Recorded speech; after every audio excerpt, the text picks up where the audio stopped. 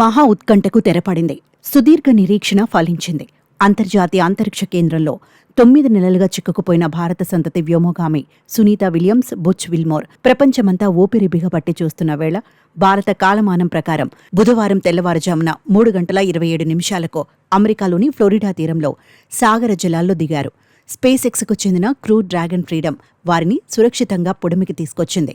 సునీత విల్మోర్తో పాటు నాసాకు చెందిన కమాండర్ నిక్ హేగ్, రష్యా వ్యోమగామి అలెగ్జాండర్ గోర్బోనోవ్ కూడా ఐఎస్ఎస్ నుంచి ఇదే వ్యోమనౌకలో పుడమికి చేరుకున్నారు.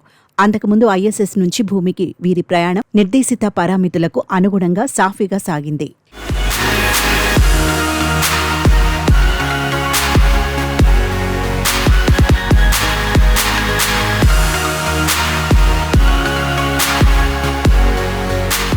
ఈ ఇద్దరు వ్యోమగాములు 2024 జూన్లో బోయింగ్ స్టార్లైనర్ అంతరిక్ష నౌక ద్వారా అంతర్జాతీయ అంతరిక్ష కేంద్రానికి వెళ్లారు. అయితే బోయింగ్ నౌకలో తలెత్తిన ప్రొపల్షన్ సమస్యల కారణంగా వారిని తిరిగి భూమికి తీసుకురావడం ఆలస్యమైంది.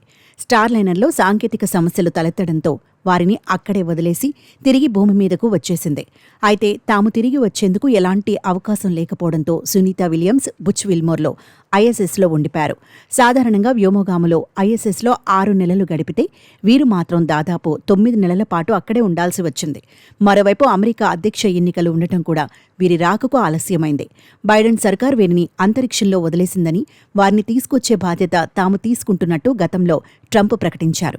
వ్యోమగాములను తిరిగి భూమి మీదకు తీసుకొచ్చే బాధ్యతను ఎలాన్ మస్క్కు అప్పచెప్పారు. దీంతో నాసాతో కలిసి పనిచేసిన స్పేస్ ఎక్స్ క్రూ 10 మిషన్ ద్వారా వారిని భూమి మీదకు తీసుకొచ్చారు.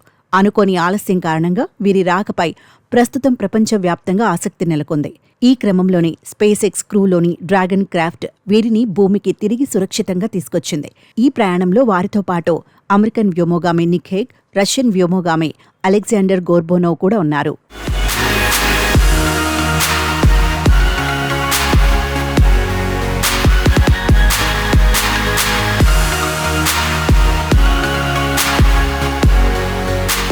అయితే సునీత విలియమ్స్ ఈ సుదీర్ఘ ప్రయాణంలో అనేక సవాళ్లను ఎదుర్కొన్నారు. ఒక సాధారణ మిషన్ కంటే ఆమె ఎక్కువ రోజులు అంతరిక్షంలో గడపాల్సి వచ్చింది. ఊహించని విధంగా మరింత కాలం అక్కడే ఉండిపోవడం వారికి మానసికంగా, శారీరకంగా ఒత్తిడిని కలిగించాయి. ఈ పొడిగింపు కారణంగా అదనపు దుస్తులు, వ్యక్తిగత సంరక్షణ సామాగ్రిని నాసా వారికి ప్రత్యేకంగా పంపాల్సి వచ్చింది. సాధారణంగా వ్యోమగాములో అంతరిక్షంలో ఉంటే వారి కుటుంబ సభ్యులు కొన్నిసార్లు వారితో వీడియో కాల్స్ చేసుకునే అవకాశం ఉంటుంది. కానీ ఎన్నో నెలల పాటు భూమికి తిరిగి రాలేకపోవడంతో కుటుంబాల నుంచి దూరంగా ఉండటం పెద్ద సవాలుగా మారింది.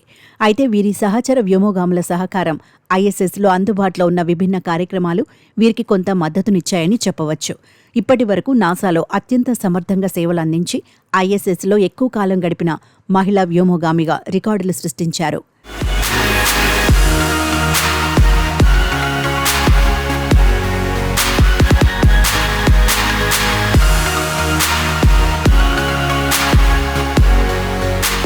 మరోవైపు సునీత విలియమ్స్కి నాసా నుండి అందుతున్న జీతం గురించి నెటిజన్లు ఆసక్తిగా గూగుల్లో వెతుకుతున్నారు.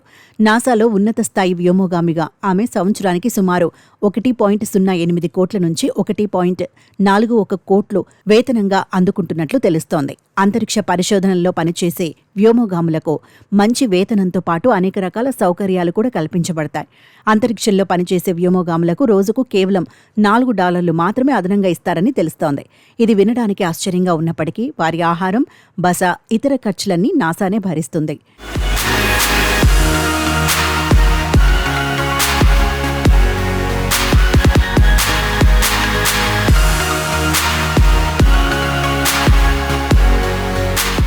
అయితే సునీత విలియమ్స్ సురక్షితంగా భూమి మీదకు తిరిగి వచ్చినప్పటికీ ఆమె ఆరోగ్యంపై తీవ్ర ప్రభావం చూపే అవకాశం ఉంది. గురుత్వాకర్షణతో యుద్ధం చేయాల్సి వచ్చింది. ఇన్నాళ్ల స్పేస్ మిషన్ మనిషి శరీరంపై తీవ్రమైన ప్రభావం చూపుతుంది. మైక్రోగ్రావిటీలో ఆస్ట్రోనాట్స్ ఎముకల సాంద్రత కోల్పోవడం, కండరాల క్షీణత, దృష్టిలోపం సమస్యలు, కార్డియోవాస్కులర్ స్ట్రెస్ ఏర్పడతాయి. రేడియేషన్ ఎక్స్పోజర్తో క్యాన్సర్, ఐసోలేషన్తో మెంటల్ హెల్త్పై ఎఫెక్ట్ పడుతుంది. ఇన్ని హెల్త్ ప్రాబ్లమ్స్ ఎదుర్కొన్న తర్వాత భూమి మీదకు తిరిగి రావడం, ముఖ్యంగా గురుత్వాకర్షణకు లోను కావడం అంటే మళ్లీ బ్యాలెన్సింగ్, కోఆర్డినేషన్, అంతెందుకు నడక కూడా కొత్తగా నేర్చుకోవాల్సి ఉంటుంది. ఇక చివరికి ఎన్నో సవాళ్లు ఎదుర్కొని భారత కాలమానం ప్రకారం బుధవారం తెల్లవారుజామున 3:27 అమెరికాలోని ఫ్లోరిడా తీరంలో సాగర జలాల్లో సునీత విల్మోర్లతో పాటు నాసాకు చెందిన కమాండర్ నిక్ హేగ్, రష్యా వ్యోమగామి అలెగ్జాండర్ గోర్బోనోవ్ ISS నుంచి పుడమికి చేరుకున్నారు.